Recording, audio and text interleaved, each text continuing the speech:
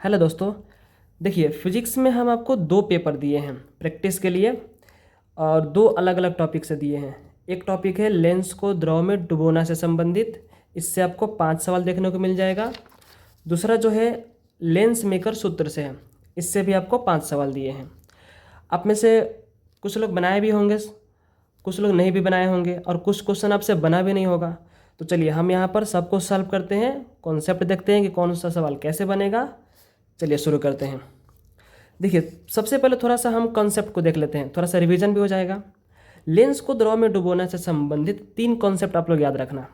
अगर लेंस का अपवर्तनांक ज़्यादा हो, द्रव का कम हो और आप लेंस को द्रव में डुबाएंगे तो लेंस की प्रकृति पर कोई प्रभाव नहीं पड़ेगा, नो चेंज।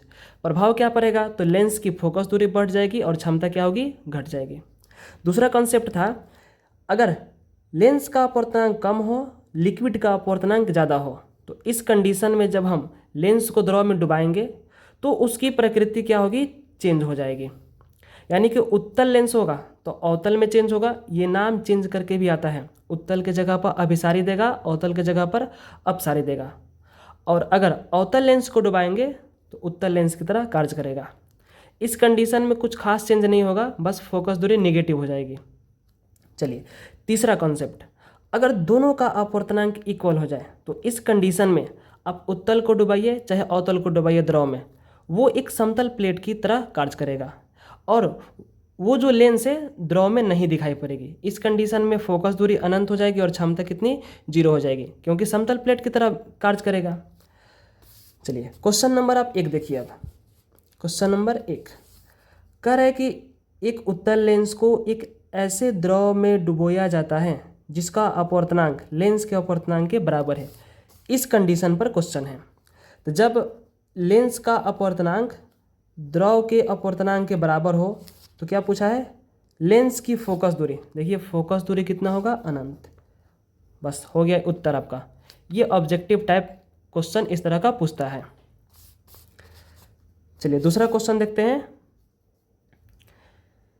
यदि कांच के एक लेंस, इसका अपवर्तनांक दिया है और इसकी हवा में फोकस दूरी है FA, और पानी, इसका भी अपवर्तनांक दिया है, में इसकी फोकस दूरी कितनी होगी ये बताना है। देखिए क्वेश्चन नंबर 2 और क्वेश्चन नंबर 5 एकदम सेम है, इस त्रिज्या से आप घबराइए मत, ये दोनों क्वेश्चन सेम है। क्वेश्चन नंबर 3, 4 को पहले देख लो, 2 और 5 बाद में सॉल्व करेंगे। तीसरा देखिए, कह रहा है पानी में हवा का एक द्विउत्तल लेंस, एक हवा का लेंस है। ये लेंस किसका बना है? हवा का। तो इस लेंस का अपवर्तनांक 1 होगा क्योंकि हवा का है। इस लेंस को हम डुबा रहे हैं पानी में, तो पानी का अपवर्तनांक होता है 1.33। देखिए यहाँ पर द्रव का अपवर्तनांक ज़्यादा है, लेंस का कम है, तो कॉन्सेप्ट लगेगा 2 नंबर। द्रव का ज़्यादा, लेंस का कम होगा, तो इस कंडीशन में प्रकृति क्या होगा? चेंज होगा। ये उत्तल लेंस है तो उत्तल किस में चेंज होगा? अवतल में। तो 3 का हो जाएगा कौन सा लेंस? अवतल लेंस। ऑप्शन में आपको अवतल ना लिखकर आपको मिल सकता है अपसारी लेंस, तो आप वहाँ पर देख लेना।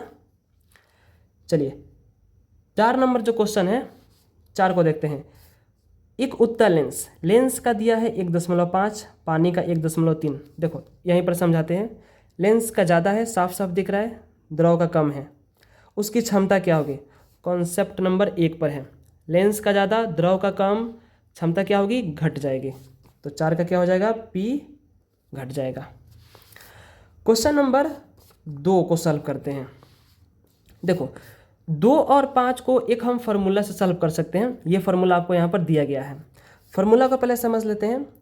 FL बटा में FA है बराबर μgA-1 बटा μgL-1।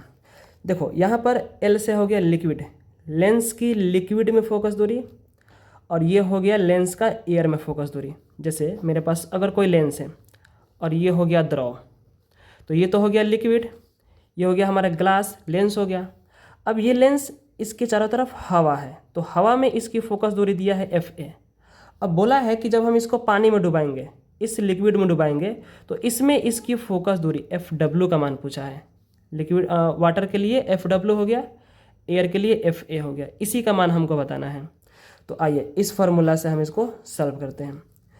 लिक्विड के जगह पर हम क्या लिख सकते हैं, वाटर है, तो वाटर एफ ए रहने देते हैं। म्यू जी, देखिए जी फॉर ग्लास, ग्लास मतलब लेंस, लेंस का है 3/2, तो यहाँ पर लिख दीजिए म्यू। अभी इसको ऐसे ही रहने दो, इसको सॉल्व करके फिर एक बार लिख देंगे।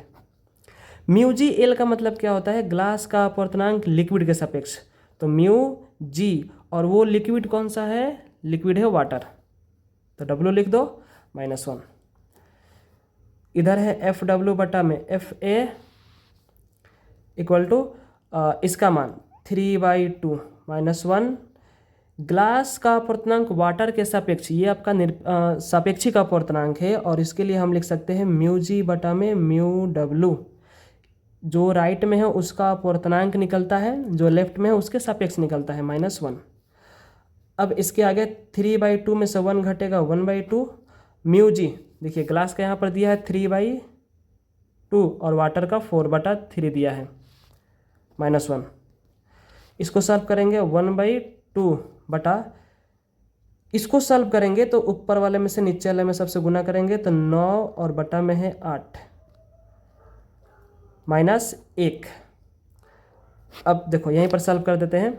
एफ डब्ल्यू बटा में एफ ए इक्वल, ऊपर है 1/2 और इसको सॉल्व करोगे 9/8 में से एक जाएगा तो 1/8, ये कटेगा 4, 4 ऊपर जाएगा, तो एफ डब्ल्यू बटा में एफ ए बराबर 4, केवल एफ डब्ल्यू निकालेंगे तो 4 इंटू में एफ ए।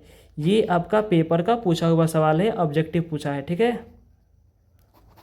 देखो सेम इसी के तरह आपका है क्वेश्चन नंबर 5, इसमें त्रिज्या से कोई मतलब नहीं है, आप इसका मान नहीं रखेंगे।